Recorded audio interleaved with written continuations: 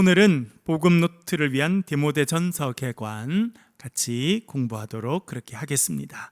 디모데전서, 저자와 수신자가 있습니다. 저자는 누구입니까?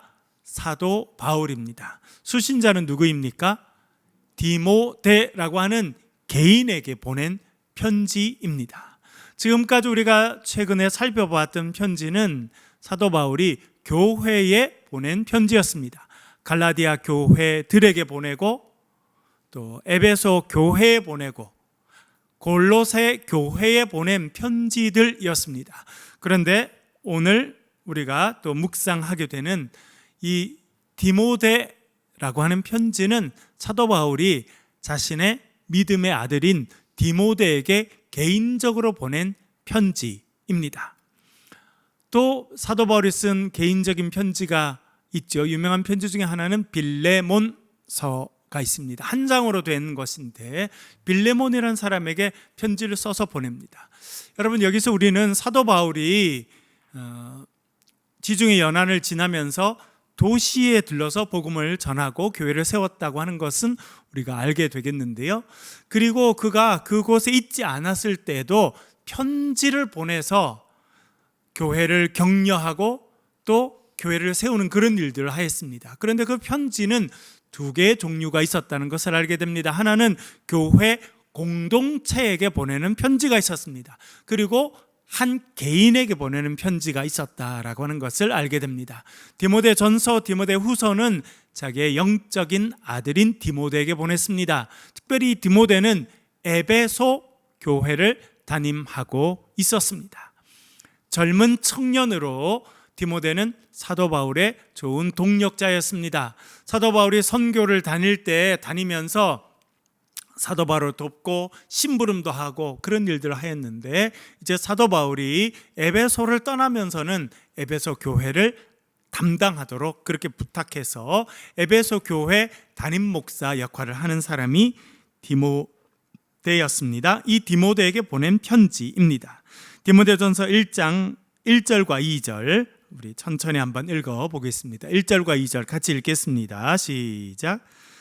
우리 구주 하나님과 우리의 소망이신 그리스도 예수의 명령을 따라 그리스도 예수의 사도된 바울은 믿음 안에서 참 아들 된 디모데에게 편지하노니, 하나님 아버지와 그리스도 예수 우리 주께로부터 은혜와 긍휼과 평강이 내게 있을지어다. 아멘. 자, 말씀드렸죠. 사도 바울의 이름으로 되어 있는 편지가 신약 성경에 13개가 있습니다. 13개 서신을 보면 똑같은 패턴을 가지고 있는데 편지의 제일 먼저 시작하는 단어가 똑같습니다. 13개 편지를 다 봐도 첫 번째 시작하는 단어는 똑같습니다. 그 단어는 파울로스입니다. 바울 자신의 이름을 제일 먼저 밝히고 있습니다. 누가 이 편지를 쓰는지 알려주기 위해서 썼기도 했습니다만, 자신은 어떤 사람인지 편지를 쓰면서 아마 자기 자신에게 먼저 이야기하고, 그리고 편지를 받는 사람에게 이야기했다고 생각됩니다. 이렇게 되어 있죠. 우리 구주 하나님과 우리의 소망이신 예수 그리스도의 명령을 따라 그리스도 예수의 사도된 바울은, 그러니까 바울은 자기 자신을 누구로 소개하고 있다는 것을 알게 됩니까? 사도죠, 사도. 그런데 누구의 사도라는 것입니까? 그리스도 예수의 사도다. 사도라고 하는 말은 아포스톨로스라고 하는 헬라어인데, 아포스텔로라고 하는 단어에서 나왔습니다. 아포스텔로는 심부름 보내다 라고 하는 것입니다. 제가 어릴 때 저희 시골에 살았었는데 가끔 저희 어머님이 심부름을 보냈습니다. 어떤 심부름을 주로 보냈냐면, 이제 봄이 되고 이렇게 여름이 되고 이때쯤 되면 밭에서 나는 게 좀 많잖아요, 여러분. 뭐 가지도 나고 오이도 나고 참외도 나고, 저희 이제 밭농사도 하고 논농사도 해야 하고, 그렇게 해서 그런 게 있으면 그걸 저희 어머님이 이렇게 싸서 교회, 그때는 이제 시골 교회 전도사님이 계셨는데 전도사님 갖다 드리라고, 되게 한참 좀 걸어갔어야 되거든요. 한 10분 넘게 걸어가야 되는데 거기 이렇게 싸주시면 그걸 이렇게 전달하러 갑니다. 심부름 가는 거죠. 뭐 하러 가는 겁니까? 그냥 놀러 가는 것도 아니고 방문 가는 것도 아니고 우리 집에 기른 것을 전도사님 댁에 전달할 특별한 목적, 이유를 갖고 어머님이 저를 보내시는 거죠. 그렇게 뭔가 특별한 일을 맡겨서 심부름 시켜서 보내는 것을 아포스텔로라고 이야기했고, 거기서 아포스톨로스, 사도라고 하는 말이 나왔습니다.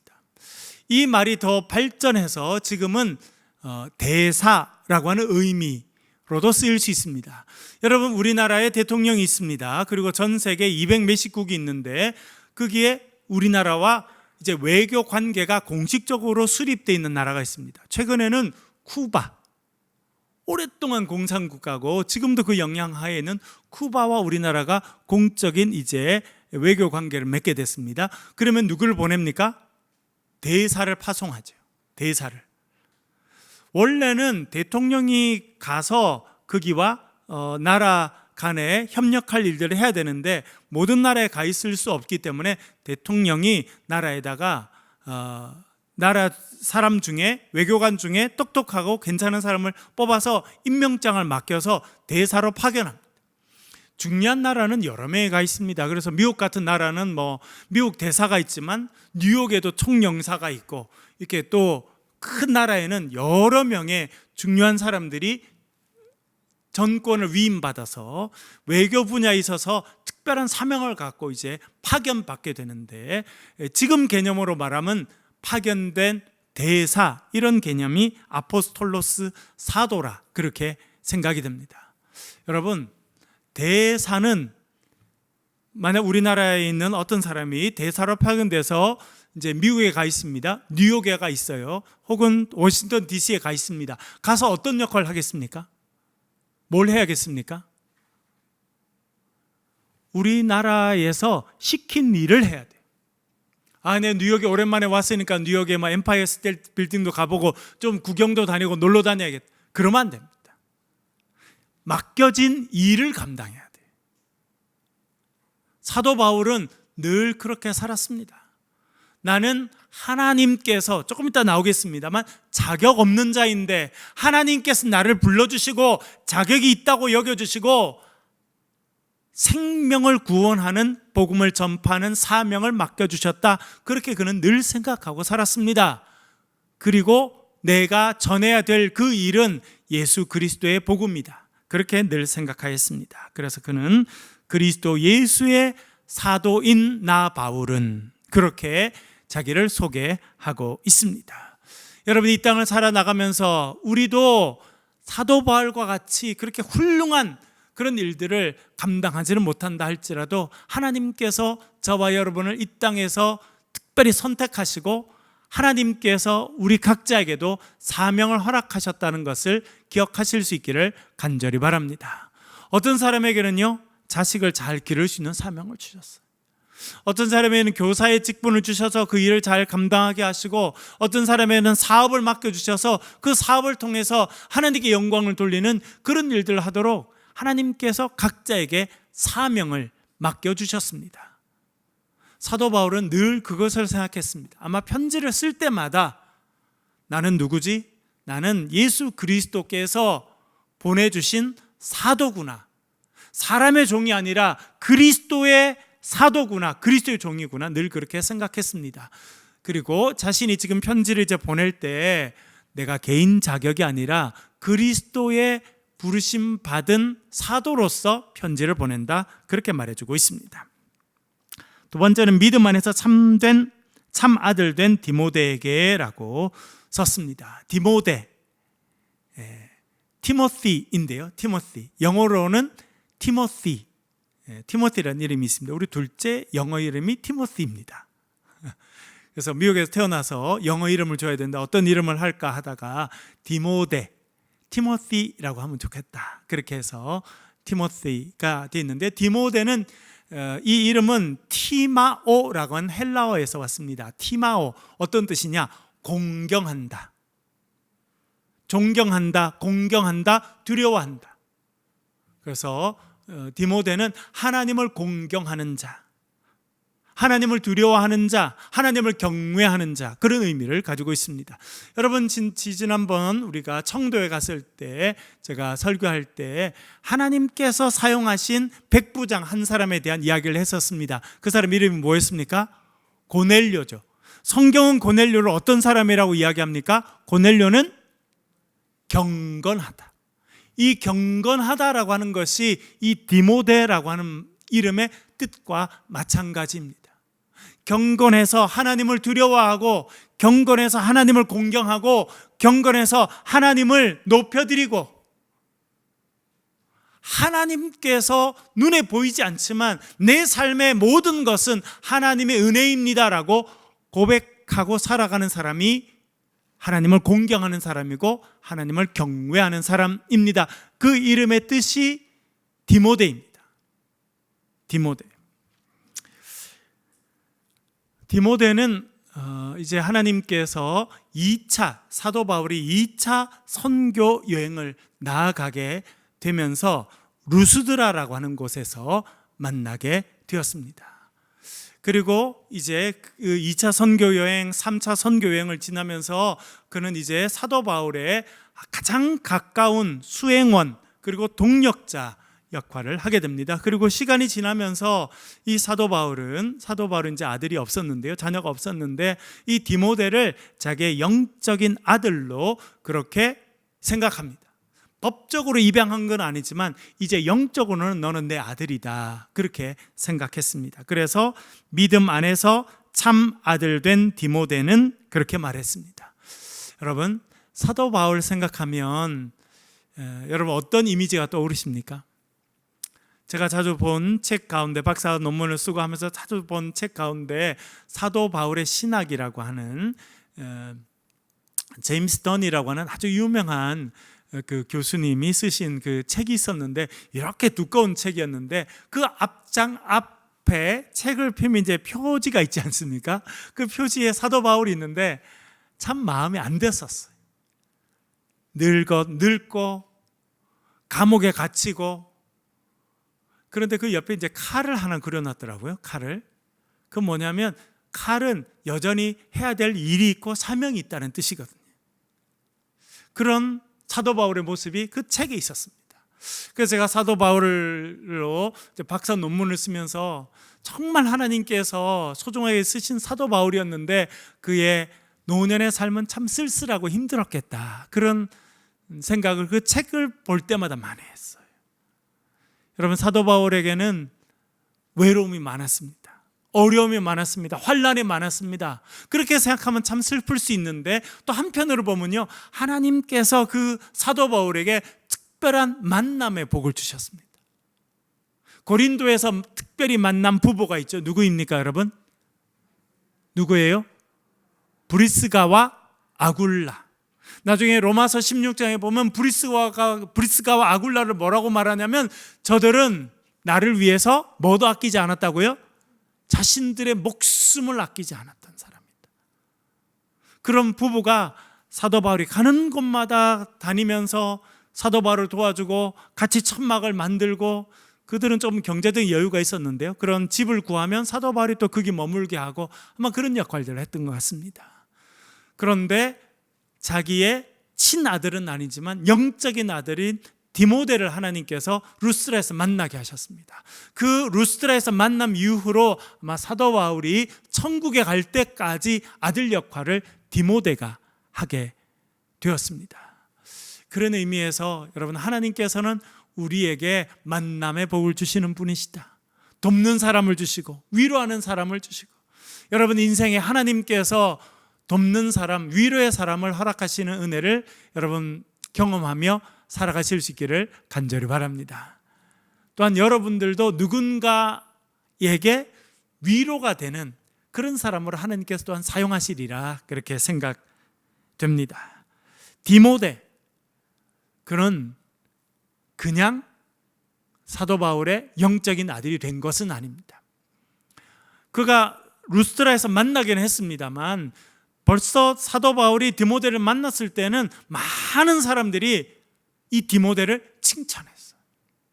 그는 젊은 나이, 몇 살인지 모르겠습니다만 한 20대 초반쯤 됐으리라 생각하는데 벌써 젊은 나이에 그는 루스트라 지역에 거기 있는 교회에 아주 리더 역할을 감당하고 있었습니다. 그러면서 사도 바울의 눈에 띄게 되고 사도 바울을 만나게 되고 사도 바울을 평생 잘 돕는 믿음의 아들이 됐는데, 그는 그냥 태어난 것이 아니라 할머니, 어머니의 믿음의 기도 가운데 그가 성장했다는 것을 알게 됩니다. 디모데후서 1장에 가면 디모데의 할머니가 소개되고 디모데의 어머니가 소개됩니다. 할머니 이름이 뭡니까 여러분? 로이스입니다. 엄마는요 유니게. 사도 바울이 그를 만났을 때 이미 준비된 사람이었어요. 이미 하나님의 일들을 감당하는 사람이었습니다. 그리고 하나님께서 이 복음을 전하는 위대한 일들을 감당하지만 또한 힘들고 외로운 삶을 살아가는 그를 위해서 디모데를 준비하셨는데, 디모데는요 벌써 오래전부터 준비되고 있었습니다. 누굴 통해 준비되고 있었다는 겁니까? 할머니를 통해서, 또한 어머니를 통해서. 훌륭한 인물은 한 번에 나지는 않습니다. 시간이 걸리고 누군가 기도하는 사람이 있고 누군가 애쓰고 수고하고 노력하는 사람이 있는 겁니다. 이 디모데가 하나님의 사람으로 쓰임받게 된 것은 그의 할머니 로이스의 기도 덕분이고 그의 어머니 유닉의 덕분이에요. 여러분, 여러분의 삶 가운데 믿음의 대가 이어져서 정말 여러분의 자녀들이 디모데처럼 하나님 앞에 쓰임받는 그런 사람이 날 수 있기를 주의 이름으로 간절히 축원합니다. 얼마나 좋은 집에서 믿음으로 성장했어요. 그래서 하나님께서 그를 사용하셨다 하는 것을 알게 됩니다. 그래서 사도 바울은 이 디모데를 믿음의 아들로 생각하고 평생 동력자로 생각하였는데, 이 디모데에게 에베소 교회를 맡기게 됩니다. 그 부분을 이야기하고 있는데요, 두 번째 에베소와 에베소 교회를 잠깐 살펴보겠습니다. 디모데전서 1장 3절 4절입니다. 같이 읽어보겠습니다. 시작. 에베소에 머물라 한 것은 어떤 사람들을 명하여 다른 교훈을 가르치지 말며 신하와 끝없는 족보에 몰두하게 말게 하려 함이라. 이런 것은 믿음 안에 있는 하나님의 경륜을 이름보다 도리어 변론을 내는 것이라. 아멘. 그가 이제 디모데와 함께 이렇게 선교 여행을 쭉 하다가 마케도냐로 떠나게 됩니다. 여러분, 에베소는 지금의 튀르키예 소아시아 지역에 있고요, 마케도냐는 지금 이제 유럽 지역, 지금의 그리스 지역입니다. 멀리 떠나면서 그가 이제 에베소를 맡기게 됩니다.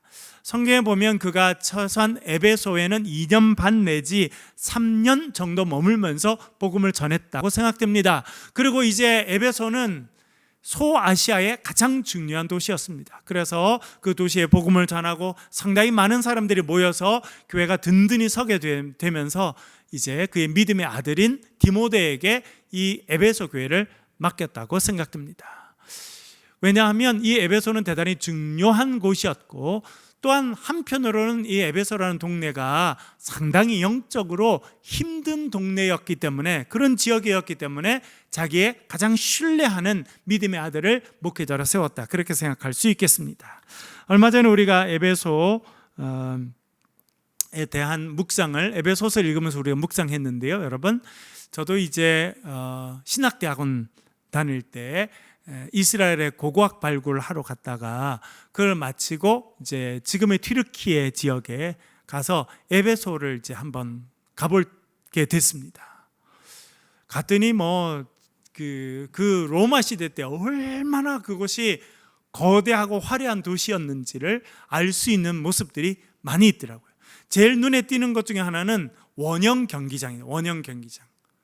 여러분, 사실은 유럽에 가보면 유럽의 여러 지역 가운데 로마가 전략적으로 만들었던 도시에 가면 몇 가지 특징이 있는데, 그 중에 하나가 반드시 원형 극장이 있다는 것입니다.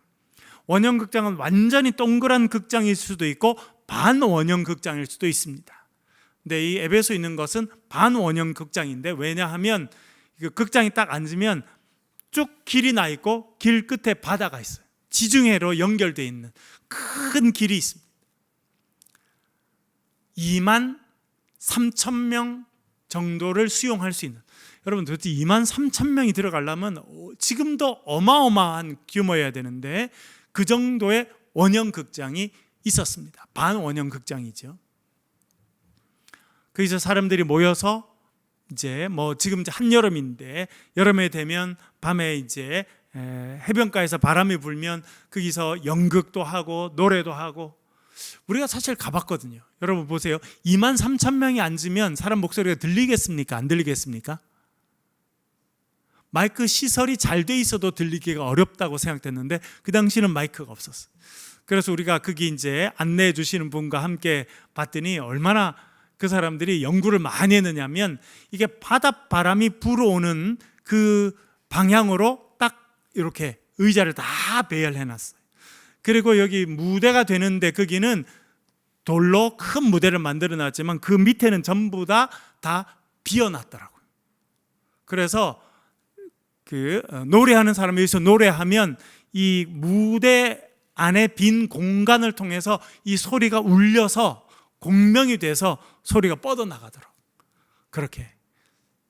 그래서 여러분 예수님께서 이제 산상보훈 같은 데 보면 어디서 가르치십니까? 산에서. 그렇죠? 네. 산에서 가르치셨기 때문에 그런 그 로마 사람들이 원형 경기장을 만들 때 지형지물을 이용하고 바람 부는 걸 생각하고 이렇게 하는 것처럼 그런 효과를 가지고 이야기를 하면 예수님이 이렇게 수천 명에게 말씀을 전하고 하셨던 것도 충분히 가능한 일이었다. 저는 이제 거기 가보니까 그런 생각이 더 많이 들었었습니다. 그런 원형 경기장이 있고요. 그리고 그 옆에 가면 대단히 중요한 건물이 있습니다. 고대 세계 7대 불가사의 중에 하나가 신전이 있었는데 아데미 신전입니다. 아데미 신전. 물론 지금 가면 이제 폐허만, 흔적만 남아 있는데요. 길이가 120m, 폭이 55m, 높이가 19m쯤 되는. 여러분 우리 지금 여기 바닥에서부터 여기 천장까지가 높이가 몇 미터인지 아십니까? 여기 지금 표 써놨죠? 요게 4m짜리입니다. 4m. 그러니까 19m면 이게 4개가 위로 붙었다는 거예요. 그러니까 건물이 엄청나게 컸다는 겁니다. 그리고 이 아데미 여신은 풍요의 여신이었습니다. 그래서 제가 복음노트 하면서도 말씀드렸지만 이 풍요의 여신을 섬기기 위해서, 그 축제를 즐기기 위해서 수많은 사람들이 에베소에 모여들었습니다. 그리고 제가 거기 가면 이제 박물관이 있어서도 가봤는데 깜짝 놀랐어요. 여신이 모습인데, 여러분 유럽에 가면 이제 15세기, 16세기 르네상스 이럴 때 보면 여신들을 많이 이제 조각해 놓기도 하고 그리기도 했습니다.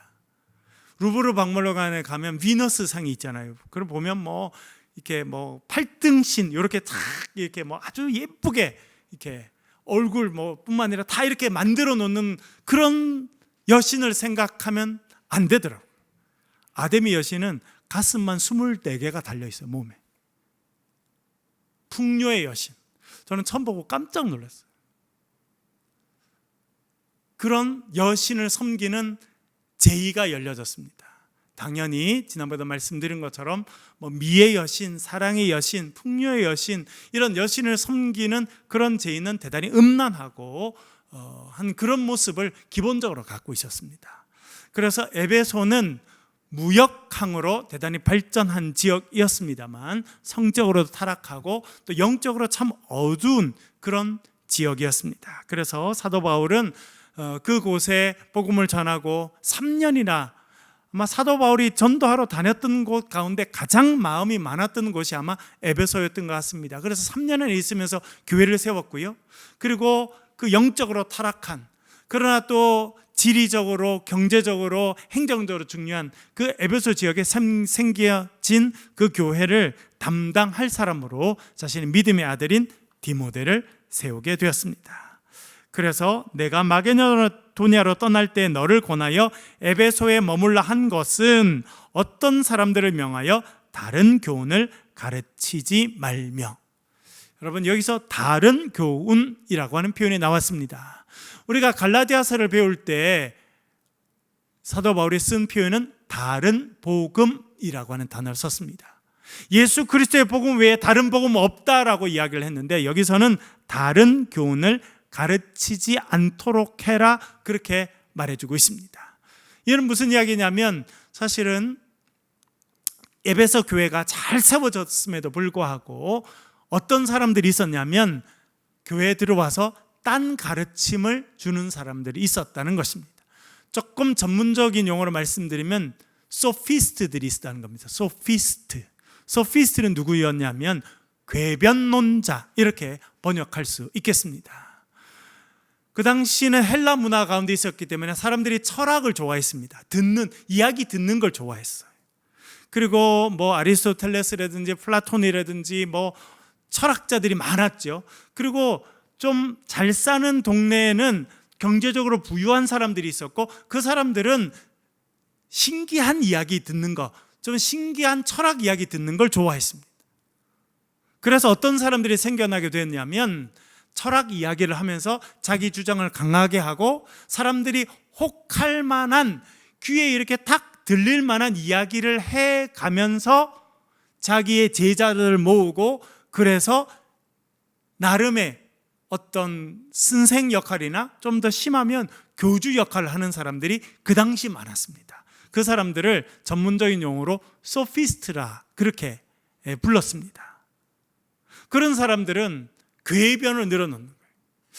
딱 보면 지금 시대도 비슷해요. 제가 사실 얼마 전에 어느 도서관에 가서 책을 이렇게 보는데, 총회에서 무슨 프로젝트를 하나 제가 맡아가지고 그거 관련된 이런 것을 보는데, 한때 아주 유명했던 이단에 관한 그런 책들을 제가 몇 가지 이렇게 보았습니다. 책이 얼마나 많은지. 그리고 그 책들을 제가 이렇게 몇 가지 또 연구를 위해서 좀 살펴보면서 어떤 마음이 들었냐면, 어떻게 이런 이야기를 하는 사람들을 따라다녔던 사람들이 그렇게 많았나, 그런 생각을 하게 돼요. 그렇게 보면 바울 시대만 그런 궤변론자, 소피스트들이 활동한 것이 아니라 지금 시대도 너무 많아요. 지금 시대는 좀 고상하게 바뀌었죠. 그런 사람들이 주로 어디서 활동합니까? 유튜브에서 활동하더라고요. 유튜브에서 궤변을 들어놓고 거짓 뉴스를 드러내는 그런 사람들이 얼마나 많은지 모릅니다. 참 신기해요. 2000년의 시간이 지나도요, 사회의 모습, 우리가 살아가는 모습은 별로 다르지 않습니다. 에베소가 그랬습니다. 경제적으로 부유했고 항구 도시였고, 또 아데미 여신 그 신전에 수많은 사람들이 오게 되면서 많은 사람들이 모이니까 거짓 교훈을 가르쳐주고 잘못된 정보를, 자극적인 이야기를 해서 사람들을 모으는 그런 궤변론자들이 많았습니다. 그런데 그 도시 안에만 있었던 것이 아니라 교회 안에도 그런 사람들이 들어왔었다는 것입니다.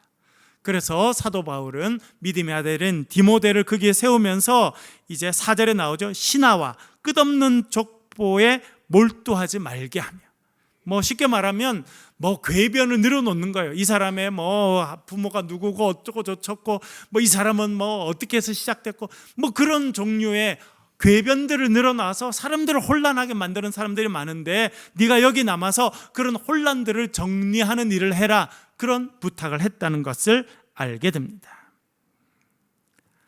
사도 바울은 이제 이 디모데를 이 에베소 교회에 세우면서 에베소 교회 안에 있었던 혼란스러움과 다른 가르침을 전달하고 사람들을 혼란하게 만드는 그런 사람들을 질서를 잘 잡고 교인들을 믿음 가운데 세우는 일을 감당해라, 그런 책임을 주고 에베소 교회 담임으로 세웠다는 것을 알게 됩니다.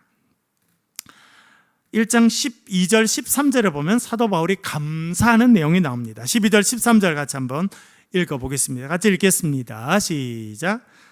나를 능하게 하신 그리스도 예수 우리 주께 내가 감사함은 나를 충성되이 여겨 내게 직분을 맡기심이니 비방자여 박해자여 폭행자였으나 도리어 긍휼을 입은 것은 내가 믿지 아니할 때에 알지 못하고 행하였음이라. 아멘. 여기에 참 중요한 고백이 하나 나오죠. 나를 능하게 하신 그리스도 예수께 내가 감사함은 나를 뭐하게 여겨서서요? 충성되이 여겨주셨다는 것. 그것이 사도 바울의 마음이었습니다.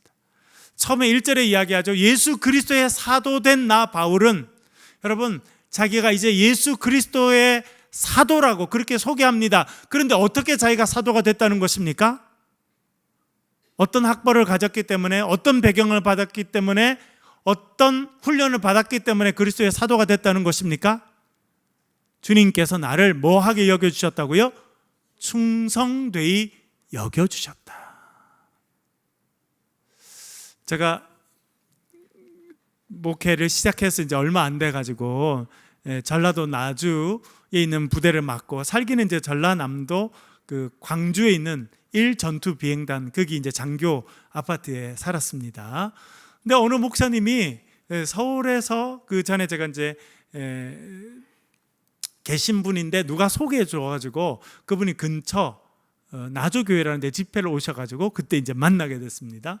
근데 그 다음에 갑자기 한번 또 연락이 와서 본인이 뭐 진동가 거기 이제 집회를 하고 갔다 오는데 잠깐 좀 만나고 싶다 그래서 이렇게 만나게 됐어요. 그래서 여러 가지 이야기를 그 다음에 이제 하게 됐는데, 그분이 뭐라 그러냐면 자기가 참 힘든 때가 있다는 거예요, 목회하면서. 그래서 뭐가 힘드냐고 그랬더니 교회 권사님이 이런 분이 손주가 났다고 데리고 온다는 거예요. 이제 애가 이제 나면 뭐 한 달, 두 달 이렇게 해서 뭐 세 달 이렇게 해서 이제 애가 처음 교회에 출석할 때가 있잖아요. 그러면 딸이랑 이제 엄마랑 이렇게 해서 데리고 온다는 거예요. 그래서 오면 본인이 이렇게 기도를 해주는데, 권사님이 딱 자기 아기를 이렇게 손주를 딱 들고 뭐라냐면, 목사님 우리 애 너무 예쁘죠? 그런데 그래서 제가 열심히 쳐다봤는데 하나도 안 예쁘대요. 그런데 예쁘지요? 계속 그러더라는 거예요. 그래서 제가 예쁘다고 그러긴 한데, 말로는 예쁘다고 해주는데, 얘 못생겼는데 왜 이렇게 예쁘다고 할까? 뭐 그런 이야기를 했어요. 그러면서 뭐 저보고 뭐라 그러냐면, 천 목사님도 아기를 낳으면 목사님 아기는 진짜 예쁠 거라고, 그런 이야기를 하시더라고요. 무슨 이야기입니까? 여러분, 왜 그 아이가 예쁜 겁니까? 여러분들도 뭐 손주 이제 나셔서 손주를 또 안아보신 분들 계신데, 손주가 예쁘든가요? 별로든가요? 예쁘죠? 왜 예쁩니까? 딴 이유가 아무것도 없어요. 내 손주니까, 내가 사랑하니까, 내 자녀니까. 사도 바울이 여기서 나를 충성되이 여기셨다라고 하는 것은 그런 의미. 나는 자격이 없어요. 충성되다고 인정받을 자격도 없고 주님의 사도가 될 만한 자격도 없습니다. 그 뒤에 당장 써놨죠. 내가 전에는 뭐였다고요? 비방자요, 박해자요, 폭행자였다는 겁니다. 15절 가면 뭐라고 써있냐면, 유명한 표현이 나오는데, 죄인 중에 내가 괴수였다. 하나님의 교회를 박해하는 자였고, 예수 믿는 사람들 붙잡아서 감옥에 집어넣는 자였다는 것입니다. 하나님께서 나를 벌하셔도 너무나 당연하게 벌을 받아야 되는 그런 사람인데, 주님께서 나를 어떤 자로 여겨주셨다는 겁니까? 충성된 자로 여겨주셔서 나에게 직분을 주셨다, 그렇게 말해주고 있습니다. 여러분, 오늘 우리 처음에 찬송할 때 감사 찬양했죠. 오늘 숨을 쉬는 것 감사, 나를 구원하신 것 감사. 또 제가 최근에 뭐 호주에도 갔다 오고, 그 전에는 또 에티오피아도 가고 여러 나라를 다니면서 그런 생각을 하게 됩니다. 하나님께서 우리를 참 좋은 나라에 태어나서 살게 하셨구나. 좀 그렇지 못한 지역에 있는 분들이 많지 않습니까? 저도 아프리카, 에티오피아 여러 곳을 다니면서 지난 4월 달에도 제 아내와 같이 가면서 참 마음이 아픈 순간이 많더라고요. 그 북쪽 지역에 가니까 지난번에 보여드린 것처럼 여자분들이 머리에 큰 걸 이고 다니고 그렇게 하는데 신발이 없어요. 왜요? 신을 신발이 없어서 그렇대요. 참 안타까운 모습들도 많이 있습니다. 여러분, 돌려서 생각하면 우리는 어떤 자격이 있어서 이렇게 편안하게 잘 사는 겁니까? 이렇게 걱정 없이 먹고 지내고 신앙의 자유가 있어서 이렇게 지내는 것입니까? 오늘 사도 바울의 표현을 빌리면 우리를 충성되이 여겨주셨다는 겁니다. 하나님께서 저와 여러분을 충성된 자로 여겨주셨다고 하는 것을 여러분 기억하며 살아가실 수 있기를 간절히 바랍니다. 자격이 없어요. 이런 거를 누리고 살 자격이 없고 하나님의 자녀로 살아갈 자격이 없어요. 저도 이번에 가서 세계적인 학자들과 같이 이렇게 토론도 하고 이야기도 하면서 야, 얼마나 큰 은혜냐. 제가 엊그제 사진 찍은 분 보여드렸죠. 그분은 정말 유명한 분이시거든요. 근데 같이 서서 한참을 이야기하면서 여러 가지 같이 이야기하면서 야, 내가 이런 정말 세계적인 학자와 같이 서서 그냥 이제 이메일도 주고받고 제가 사진 찍어 사진도 보내주고 했더니 너무 좋다고 자기 제자가 한국에 한 명 있대요. 그래서 연락처 줄 테니까 한번 좀 연락도 해주고 그래달라고 저한테 오히려 부탁도 하고 그러더라고요. 야, 웬 은혜인가, 얼마나 감사하고 감격한 일인가, 그런 생각을 하게 됐거든요. 여러분, 오늘 본문 말씀을 빌리면 주님께서 저와 여러분을 충성된 자로 여겨주셨다는 것을 기억하실 수 있기를 바랍니다. 그렇기 때문에 불만할 게 없어요. 원망할 게 없습니다. 사도 바울이 그런 심정으로 살았어요. 그가 동족들에게 매를 맞았지 않습니까? 40에 하나 감한 매를 5번 맞고, 태장으로 맞고, 채찍으로 맞고, 자지 못하고 먹지 못하고, 그런 힘들고 어려운 그런 일들을 감당함에도 그가 마지막까지 최선을 다할 수 있었던 것은 주님께서 나를 충성되이 여기셔서 이 직분을 맡겨주셨구나 라고 하는 것입니다. 저도 박사 논문 쓰다가 목회 또 뭐 풀타임으로 부목사로 목회를 하면서 월요일마다 쓰고 너무너무 힘들었어요. 그런데도 끝까지 해서 이제 마쳤던 거는 제가 지난번에 말씀드렸죠. 다 지원했다가 떨어졌는데 제가 밴드빌트 대학에 불합격 통지를 받았거든요. 그런데 하나님께서 나에게 긍휼을 베푸시고 은혜를 베풀어 주셔서 불합격 통지를 받은 학교에서 다시 합격 통지를 받고 가서 공부를 했거든요. 그래서 불합격 통지를 받았다가 나중에 합격 전화를 받을 때 제 아내가 그렇게 이야기했어요. 당신 실력으로 간 게 아니라 전적으로 하나님의 은혜로 합격하고 하나님 은혜로 시작하게 됐다는 거 고백하고 시작하라고 하나님 그렇게 하시는 거다. 그렇게 제 아내가 그날 이야기를 했는데, 그래서 제가 내가 똑똑하고 내가 잘나서 붙었으면 내가 가운데 그만둘 텐데 하나님께서 나에게 긍휼을 베푸셔서 나에게 공부할 수 있는 길을 열어주셨으니까 내가 반드시 마쳐야겠다, 그런 생각을 했거든요. 여러분, 하나님께서 저와 여러분 모두를 충성되이 여겨 주신 줄로 믿습니다. 그래서 불평할 거 없어요.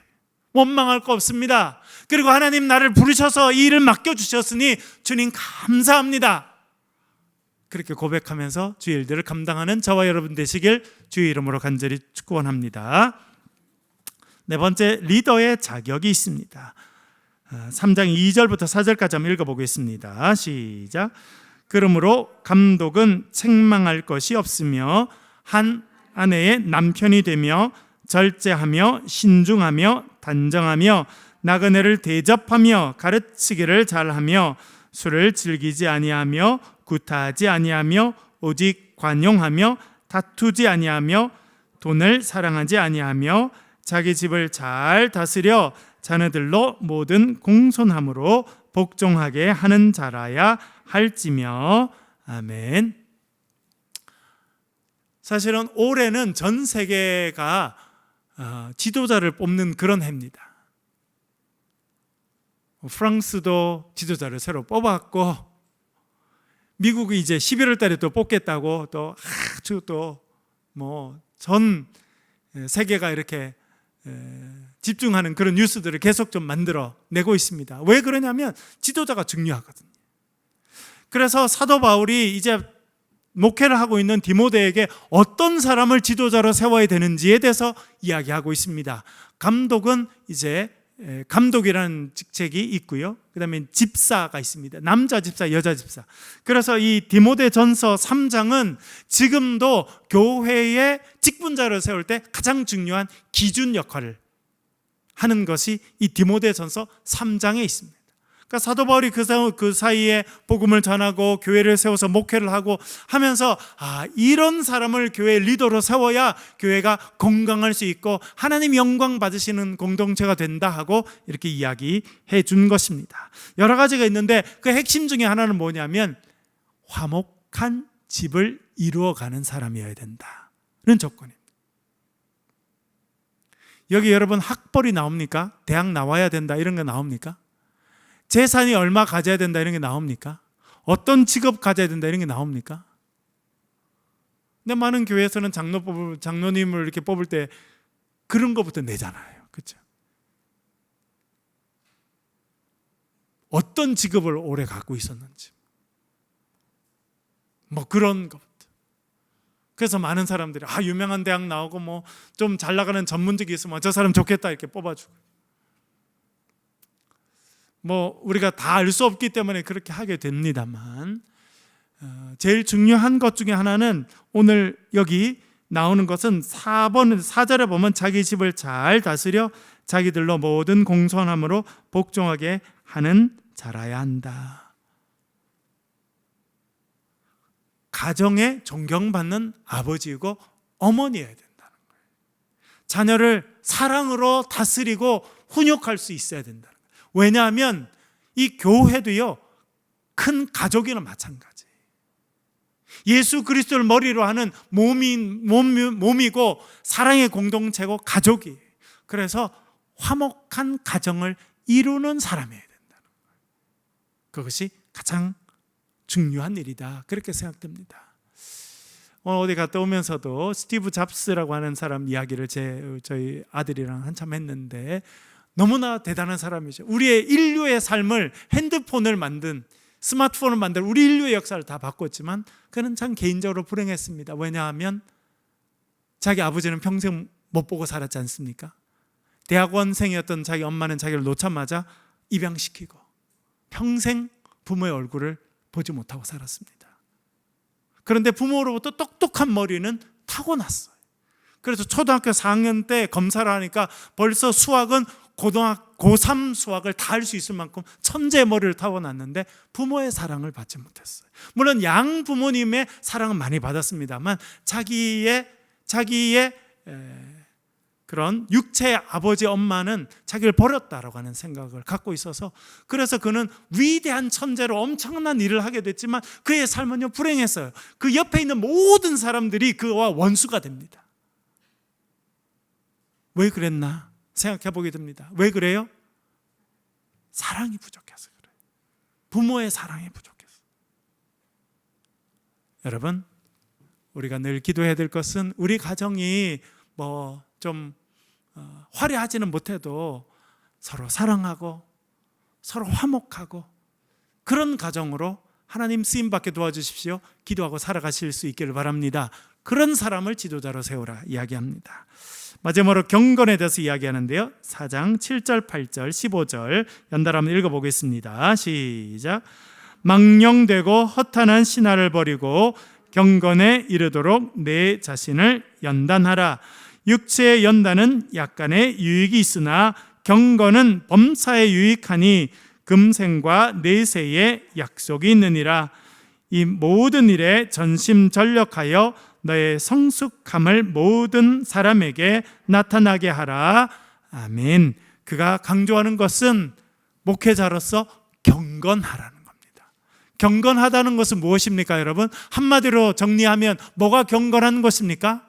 예수 그리스도를 본받기 위해서 몸부림치는 경건한 거예요. 우리가 아침마다 복음 노트를 하고 말씀을 묵상하고 기도하는 것도 예수님을 닮는 거예요. 그게 경건한 것입니다. 육체의 연습도 우리의 삶에 유익이 있지만 경건은 모든 일에 유익하다 그렇게 말해주고 있습니다. 그리고 젊은 그에게 모든 일에 전심전력해서 너의 성숙함을 모든 사람에게 알려줘라. 그러니까 눈치 보면서 대충 하지 말고 전심전력하라는 것은 무엇이냐면 그의 최선을 다해서 하라는 거예요. 여러분 요즘에 올림픽 하고 있잖아요. 올림픽. 여러분 보면서 어떤 생각이 드십니까? 우리나라 선수들이 막 이기기도 하고 지기도 하고, 어떤 사람은 눈물 흘리기도 하고, 좀 서러워서 눈물 흘리기도 하고, 기뻐서 눈물 흘리기도 하고 하는데, 여러분 어떤 생각이 듭니까? 제가 그 생각 보고 저게 전심전력하는 것이다. 최선을 다하는 거예요. 그것이 운동선수들이 하는 거구나 생각했는데요, 우리도 그렇게 살아가라는 것입니다.